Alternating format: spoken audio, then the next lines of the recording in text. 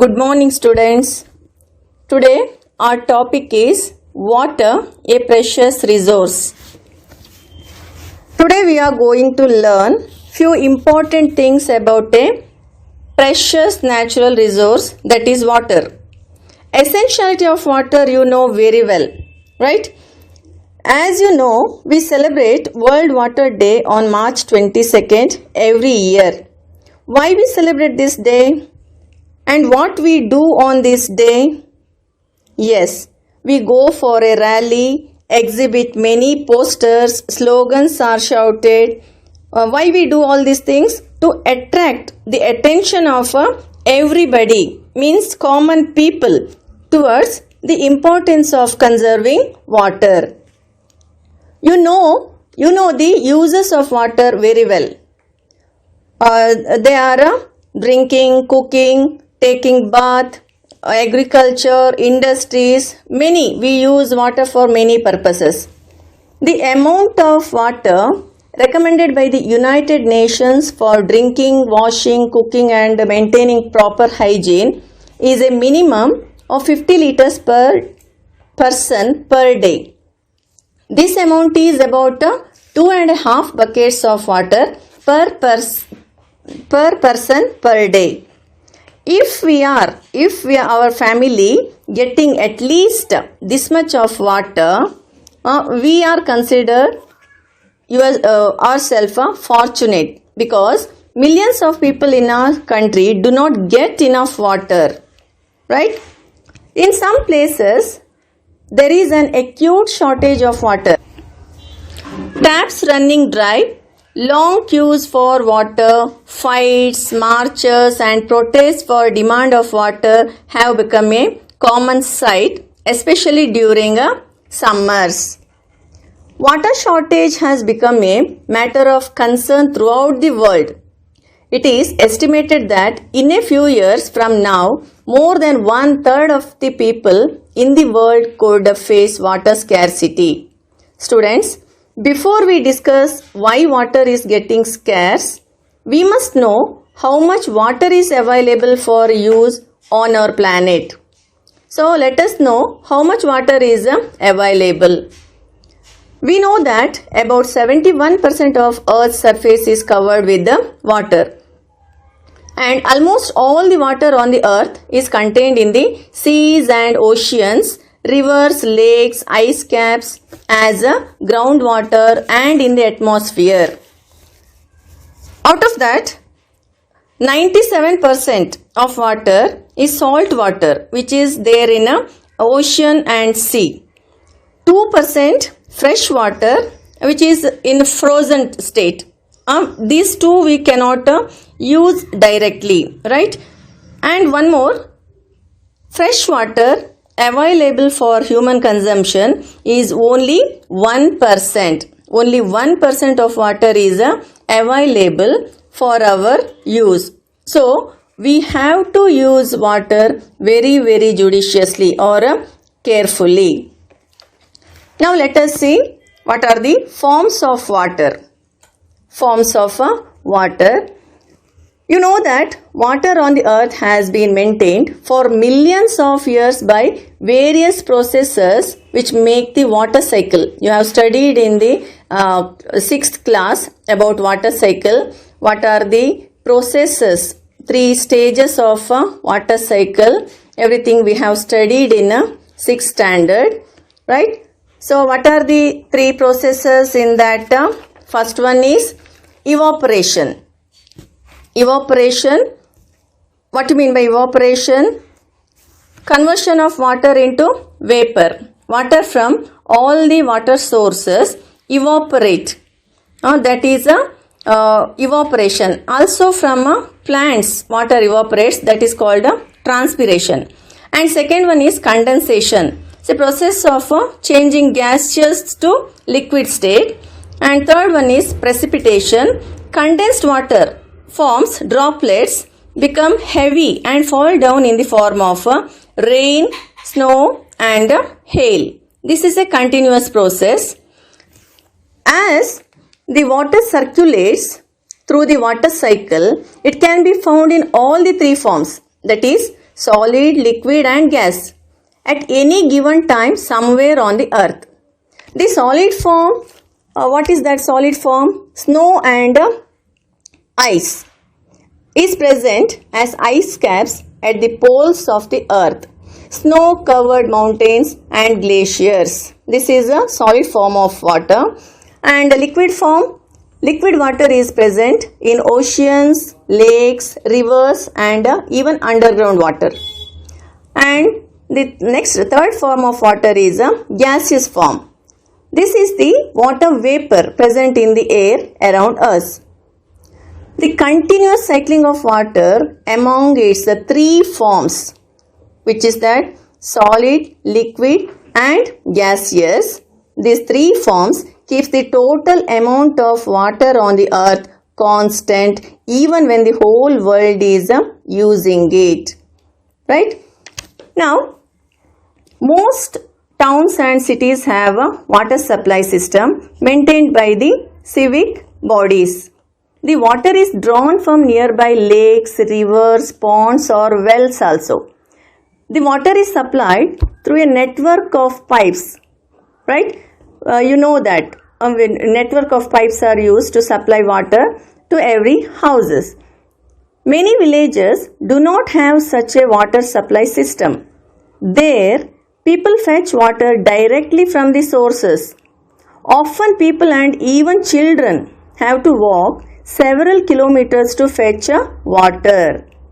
The children suffer a lot. They cannot attend school regularly since they spend hours in fetching water. Along with that, women have to perform a number of household chores. If they have also to spend time to fetch water, it adds to their burden. You can see how women and children fetch water from water sources. They have to go for a long distance. From there they have to fetch water. Now, a large number of people draw water from wells, tube wells or hand pumps also. So, where do these sources get water? Where do we get water for these wells, tube wells and hand pumps? Do you have any idea? Yes. Let us see groundwater as an important source of water. Right? So, groundwater is used as a source for all these water sources like wells, tube wells and hand pumps. You know that if we dig a hole in the ground near a water body, we may find that the soil is moist. Water content. You can see water content in that soil. The moisture in the soil indicates the presence of water underground. You come to know that there is some water in surrounding region. If we dig deeper and deeper, we would reach a level where all the space between particles of soil and gaps between rocks are filled with water. The upper level of this layer is called the water table. The water table varies from place to place. It is not similar in all the places, and it may even change at a given place. Even from for a short distance, it may change. The water table may be at a depth of less than a meter or maybe several meters below the ground. The water found below the water table is called groundwater. The upper layer of water is called a water table, and the water found below the water table is called a groundwater. Now, what is the source of this groundwater?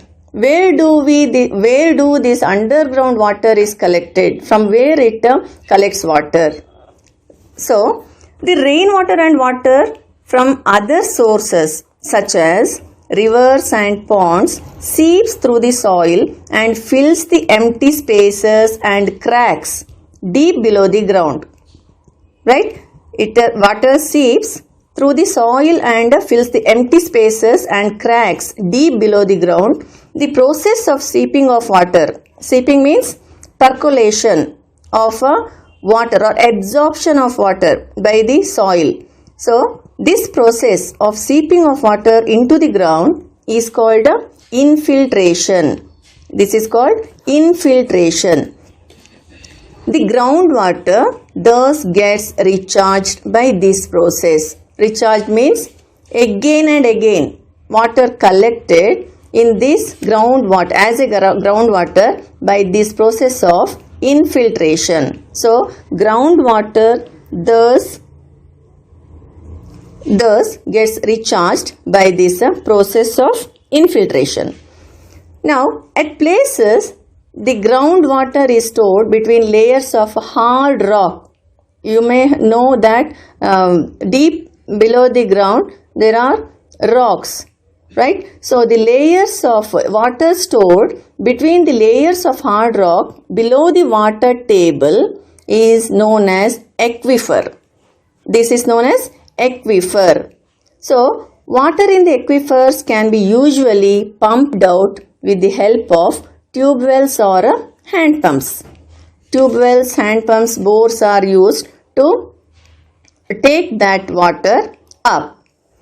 Now, tell me, have you ever been to a site where construction work is going on? You may have seen in most of the places construction works are being done.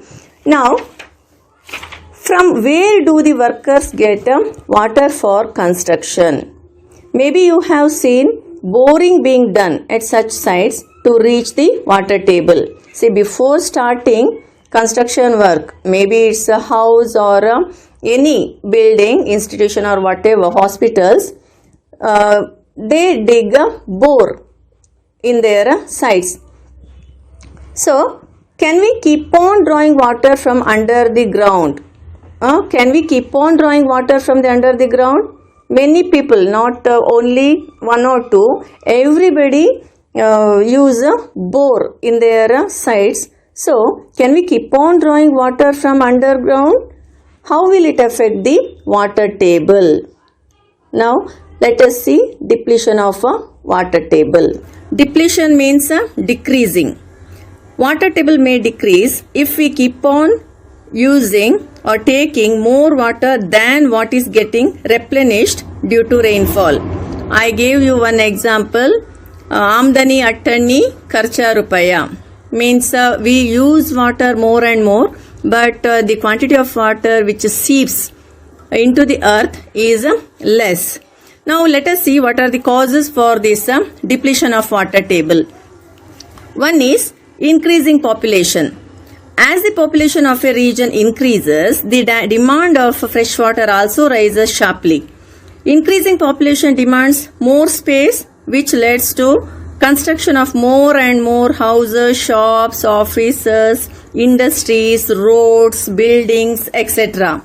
This decreases open areas like parks, playground, etc. This in turn decreasing the seepage of rainwater into the ground because pakka floor are made up of concrete or cement roads. You have seen all these nowadays.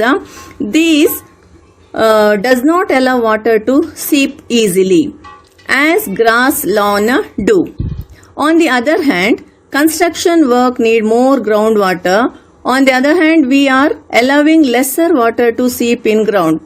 This results in a depletion of a water table. Second one is increasing industries. Groundwater is used by all the industries in its production process. Number of industries is increasing continuously. This is also one of the cause of depletion of water table. Third one is agricultural activities. In case of no or low rainfall, farmers use groundwater to irrigate their land for agriculture. This results in a depletion over the years. Why? Because if there is no rainfall, they have to go for underground water. Next one is deforestation. Plants and trees keep the soil bound together and allow absorption of water. But if there is no trees, no forest, quantity of water which seeps into the ground by these trees will be very less. So this is also one of the reason for a decrease in a water table. Next is low rainfall. In places where there is a low or scanty rainfall, the underground water table is generally very low. Now let us know distribution of water. It is not even due to different factors such as rainfall and climate over the places. Some places have a high amount of water and some no water at all. Example, Rajasthan get very less rainfall. On the other hand, Meghalaya receives a high rainfall and have a high amount of water. Hence, there can be times when some part of India faces floods while other is suffering from drought like condition same time. Water management now. Usually, the civic authorities of a region are responsible for the adequate supply of water in any area. They generally use a well-structured pipeline system to deliver water to every house and building. Not only this, it is also a responsibility of the civic authorities to prevent wastage of water and check if their supply system is adequate or not. Along with authorities, every individual also responsible for saving water and preventing it from getting wasted. Hence, we must always use water judiciously in our daily lives. Now let us know about the methods how we can conserve water. One is water harvesting or rainwater harvesting. Means we have seen that most of the water that we get as rainfall just flows away. This is a waste of precious natural resource, The rainwater can be used to recharge the groundwater. This is referred as water harvesting or rainwater harvesting. Next one is Bawris. We too have Bawris like Taj Bawdi, Chanda Bawdi, etc. in our own city. This is an ancient traditional way of or practice of saving or collecting water. With time, Bawris fell into disuse, garbage started filling in these reservoirs. But again these Bawris are being revived nowadays. One more method is drip irrigation. It is a technique of watering plants by making use of narrow tubing which deliver water directly into the roots of the plants. This minimizes evaporation and save water and allow the nutrients to reach the plants easily. Now students, let us know how can we save water. Some points how we can save water in our daily life. Always keep the tap closed while brushing or washing face. Don't use running water for these purposes. Next one, fix any water tap out from leaking. Instead of taking shower, use bucket to take bath. This is very important. In summer, all of us use showers more and more. This is a mere waste of water. Fourth point is use water left from washing clothes for mopping the floor and washing instead of running water. Fifth one, water your plant in the morning or evening after sunset times so that water does not evaporate quickly. And one more point is do not waste water unnecessarily. Now let us finally know how scarcity of water affects the plants. One is the plants get dried up as they get no water and hence they can die. Next is there is no water to conduct photosynthesis and no food produced. Next point is they will no longer be able to get enough nutrients from the soil because less or no water, because of less or no water. They will not be able to grow upright because of a scarcity of water. As a result, there will be no food, no oxygen, and hence no life without plants. Thank you. Thank you, students.